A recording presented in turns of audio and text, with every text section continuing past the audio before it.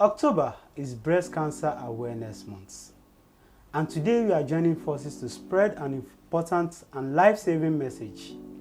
Early detection saves lives. As you know, breast cancer is most common cancer among women globally, and with early detection, the survival rate soars. I am Solomon Ededo, and with me today is Blessing Oduniyi. Well, you're welcome to today's episode of L360.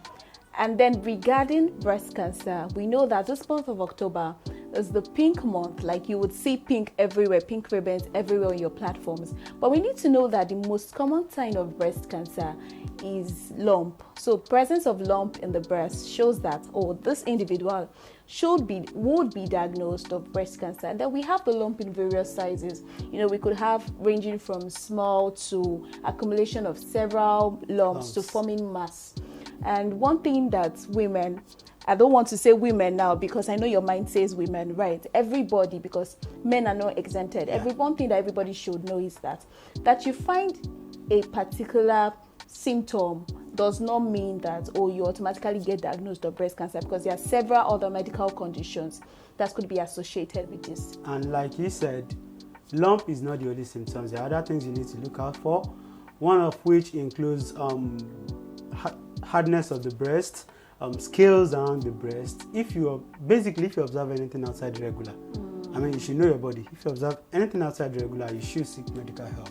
And a question we need to ask ourselves is, how do you detect breast cancer? Because we are here to talk about early detection, right? So how do you detect breast cancer? Okay, so there are two methods of detecting breast cancer. We have the breast self-examination, and then we also have the clinical breast examination. So for the breast self-examination, it means that the individual is checking out the breast for the size, the texture, the feel of the breast, if there are presence of, like we said earlier, lumps, or if there are irregularities such as the skin type, if there are foldings or anything that looks different.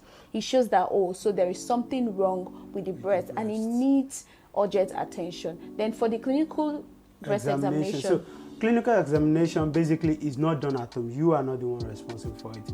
It's usually with the professional. That's so right. The flow is, once you observe anything abnormal, you go to the hospital for examination, and basically what they do is they can run a mammogram, they can do a breast biopsy, they can do a needle biopsy also, and sometimes they do x-ray.